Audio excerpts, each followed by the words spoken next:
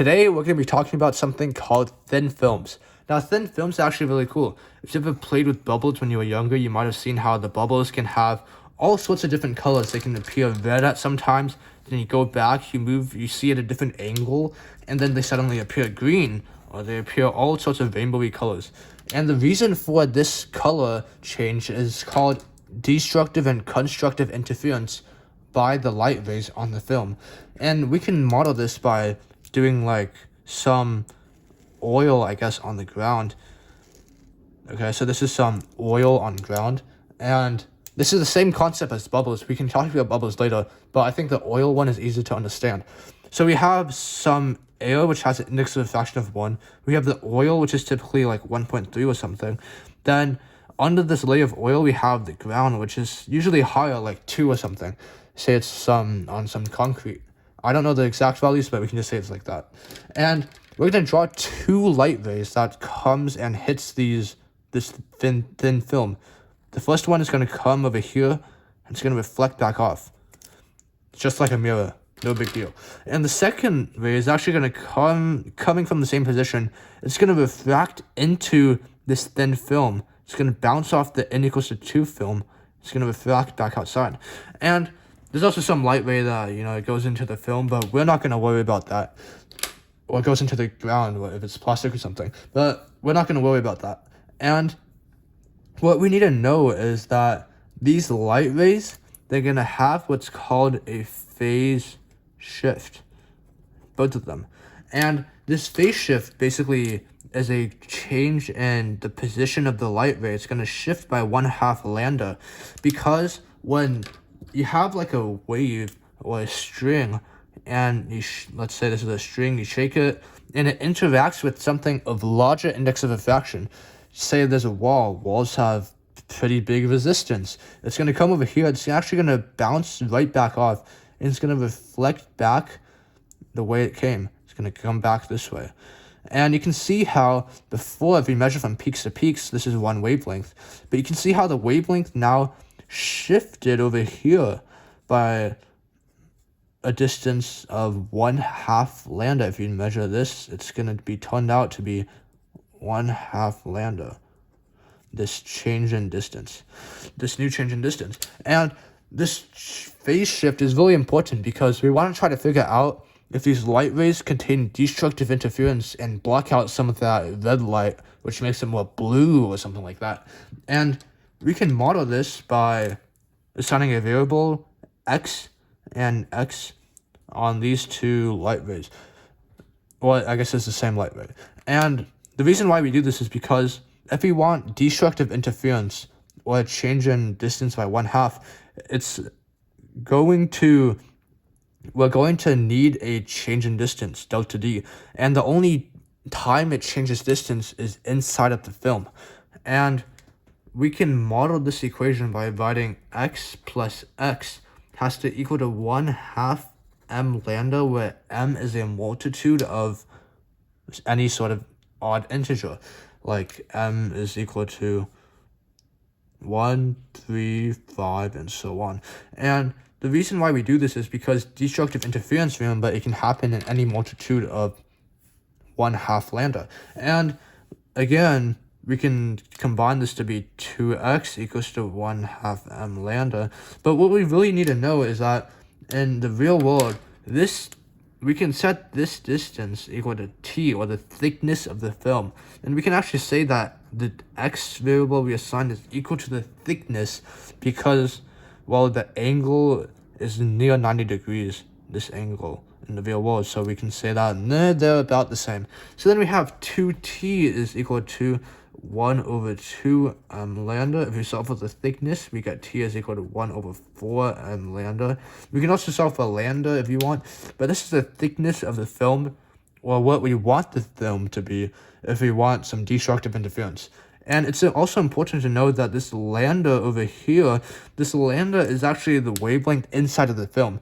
And if you have light outside of the film, you have some red light or something like that, it's not going to have the same wavelength when you're inside the film. And we can actually calculate that, this new lambda, by using what's called, I forgot what it was called, but it's an equation that's pretty useful. It's called lambda in the film is equal to the lambda in a vacuum over the index of refraction in of the film. Right? Then we can solve for this lambda of the film over here, and replace it with this lambda.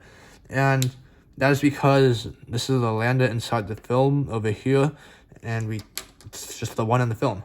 And why do we need to know if this phase shifts or not? Well, in this case, the phase shifts don't really matter because, well, we have a plus 1/2 lambda and a plus 1/2 lambda over here, right? And that equals to about a plus lambda.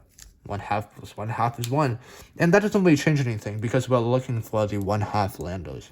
And something else that we need to know is if we have some sort of film where n equals to 1, n equals to 1.3, but what if it's like a bubble? In a bubble, the inside could be something like 0.9. And what happens here is that we still have the same scenario. We have one light ray coming and bouncing off. We have another light ray that comes over here, refracts inside, does the same thing and bounces back off, and some goes inside. We don't really care about that. All good. However, now, this one, it's still the same. 1 to 1.3, it's going from lower to higher. It's going to have a phase shift.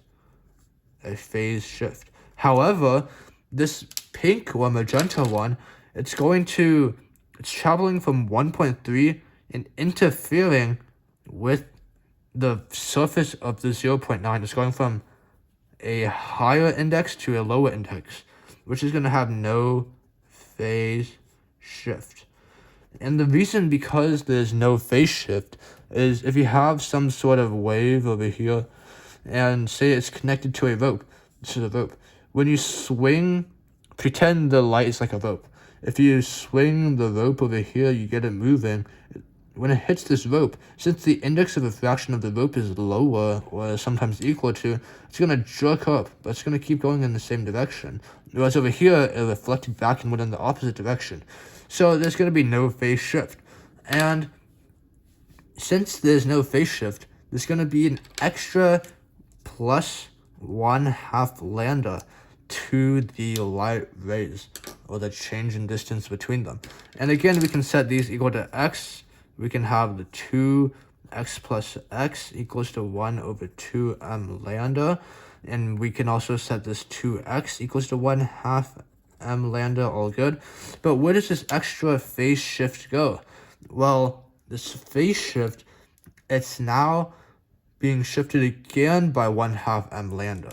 So we have to add another 1/2 m lambda from this increase. And before, just to make it clear, we had plus lambda. So we could have wrote plus m lambda, but that would still make it a multitude of 1/2 because that would just make it 3/2 m lambda, which is still one of the available multitudes of 1/2, so it doesn't really change anything. But over here, we can see how now it's equal to 2x is equal to 1 or just m lambda.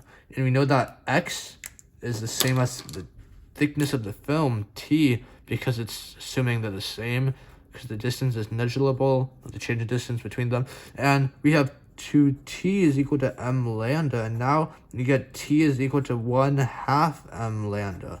And it's important to know over here that the m's that actually equal to 1, 2, 3, 4, and so on, instead of 1 through 5, to any integer amount.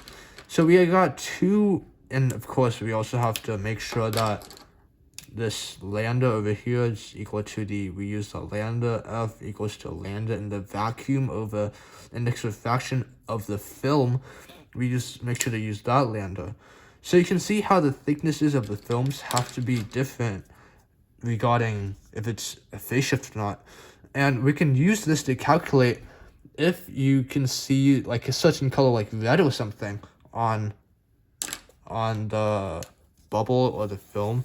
In this case, it's most likely a bubble because you have air, then the bubble, then some other air. And you can see there's some primary color if you get destructive interference of another color. Say this destructive interference you get because of this thickness, we plug in some, let me use a different color. We got lambda is like some blue wavelength of lambda, and we get that the thickness corresponds to destructive interference of the blue lambda. And then if there's destructive interference of the blue lambda, that means that the bubble will appear more red, and it's going to appear more kind of red, greenish, purplish color. And that's how the thin films work. I hope you learned something from this video.